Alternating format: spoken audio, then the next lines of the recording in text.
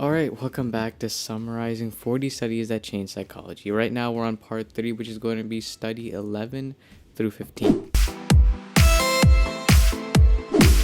So, study 11, knock wood. This study focuses on superstitions and human behavior. So, this study was conducted by B.J. Skinner, who in psychology is termed as a radical behaviorist. And he's called that because he focuses on the idea that behaviors are strictly made from our experiences and are learned, and through a process of learning them with the environment, are encouraged or discouraged. For example, he focused on the idea of punishment or reinforcement, that we learn to continue behavior when it's reinforced, and then we stop doing that behavior when we're punished for it. To support this idea, his experiment involved putting pigeons in boxes and then having them get food at a set interval. And then over time, he noticed and noted down that these pigeons started to develop behaviors, all different behaviors, that acted as their sort of superstitions that made them think they would get the food. For example, some pigeons would have a set cycle of turning around in a circle certain times and moving their head a certain way, thinking that it would make the food more likely to come. And then to add on with what Skinner had thought, he, after a period of time, stopped sending them food and then noticed that the superstitious behavior of the pigeons over time started to decline. And then eventually, all the pigeons stopped their superstitious behavior. This supported Skinner's idea that behaviors are learned and unlearned by punishment and reinforcement. The pigeons stopped doing those behaviors when they were punished for it, or in the pigeon's mind, they weren't getting food for the behavior, and they continued to learn it when they were getting food from the behavior. Next study is study 12, see aggression, do aggression. This is pretty similar to what Skinner in his previous study was talking about, and it was just simply about the question of, is aggression learned or are people predisposed to be more aggressive? To do this, it was a pretty simple experiment. They gave children time in a room with adults who were either the same sex or the opposite sex of the child, and then also some of those within each subset would be aggressive and some of them wouldn't be aggressive. In general, the overall results were that boys were more likely to be aggressive than girls in general, but those exposed to the same sex adults who were aggressive were more likely to have aggressive behavior than those who were exposed to opposite sex adults who were aggressive. It was more of another step of Skinner's experiment about seeing how behaviors are learned and unlearned and taught, and there wasn't any real or serious game-changing conclusions that came from this study. Study 13, what you expect is what you get. This was a study that focused on human expectations and how it affects our results. To test this, researchers went to an elementary school and decided to see how teacher expectations affected their students' performance.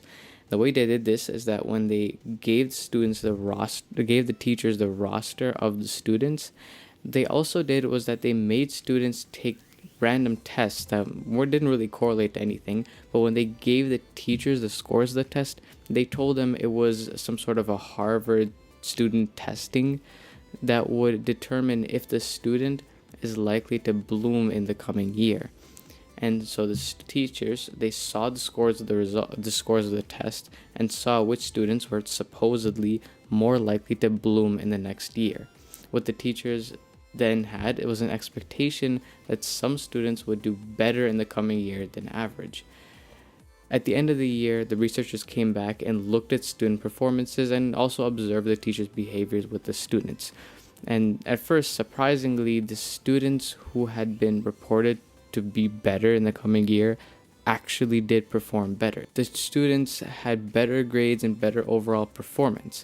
But when the researchers then looked at the teachers' behavior with the students, there seemed to be a correlation that this teacher's unconscious and conscious behavior with students who were predicted to do well was different than students who were not predicted to do super above average.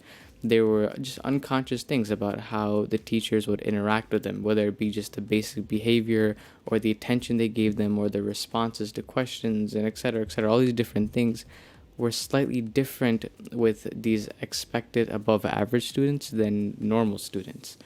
And this is a really important conclusion for, I mean, in general, but then also in the study itself for school as well.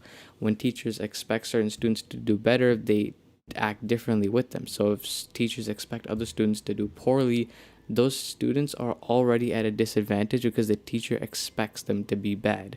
One of the major conclusions from the study was that we can't ignore our expectations, and we have to be mindful of what we're expecting and what our thoughts and biases are before we go into something, because they have a real effect on the way that we act and the way it can change the scenario that we're in.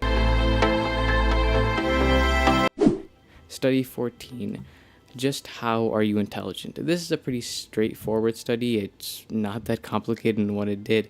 But researcher Gardner challenged the mainstream idea of a single IQ score, and he found it odd that we could determine someone's intelligence, which is such a complicated idea, with just one number.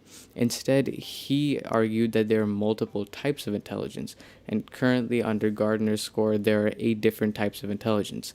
It's not too important to know the exact names of all of them, but they're linguistic, musical, logical, bodily, interpersonal, intrapersonal, and naturalist. To Gardner, somebody could be really, really good at socializing, could have really good skills in speaking with other people, but at the same time could also be bad at math. And it would be unfair to give them a low IQ score simply because they're bad at doing one thing, but good at another thing. To him, every single person had different sets of strengths and weaknesses, and to just measure a certain group of activities and to say that this was their intelligence score seemed rather shallow. So by creating different scores of intelligence and judging each person's different spots of different areas of intelligence, you could get a better and more holistic view of someone. And as opposed to seeing how intelligent they are, we could see in what ways they are intelligent. Study 15. Maps in your mind. During the time of this study, the leading view on how we humans and animals learn things was the stimulus response view. That when we are in the process of learning something, there's a stimulus and then we have a response. So in context of the study, that would be if rats are put in to learn a maze, if rats are put in to learn a maze, they would have to have a stimulus, like some sort of reward, like food, for them to be learning the maze. Otherwise, they're just not going to learn it. And during that time of the stimulus response view, there were rats that got immediate rewards, and they would learn the maze really quickly. But rats that didn't get any rewards took a lot longer to learn the maze, or just didn't learn it at all. However, Tolman, the researcher behind this study, decided to add another twist to this experiment to argue his case that there is much more cognitive function occurring beyond just a stimulus response learning pattern. And to do this, he created a third set in the rats. There is one group that is going to have an immediate reward, there is one that is going to not get any reward, but then there's also going to be a third set that gets a delayed reward. So after some amount of time, they start to get that reward, and he would check how fast they learned the maze after that delayed time. And to Tolman's unsurprising expectation, the rats in the delayed group learned much faster than any of the other groups. And Tolman's explanation of this was that in the time that the rats weren't getting a stimulus, they weren't not learning the maze like the stimulus response group argued. They were still learning the maze, but because of the way that the cognitive function was occurring, they just weren't actively implementing that because they weren't getting any sort of a reward for it. But that didn't mean they weren't learning it at all. The rats in the delayed group, when they were finally given a reason to actively implement what they were learning, were able to take all of the information that had built up from before and then put it into action. And as a result, with that build-up of information, we're able to learn how to do the maze much faster than any of the other groups. Alright, so that's going to do it for part 3, study 11 through 15 for 40 studies that change psychology. Make sure that if you haven't already to subscribe. It'll be a lot easier for you to get all the videos. And obviously, it's totally free. And if you change your mind, you can just unsubscribe. It's no big deal. Also, make sure to like if you like the video and do all the other fun stuff in the comments and sharing and whatnot. And until next time, make sure to subscribe.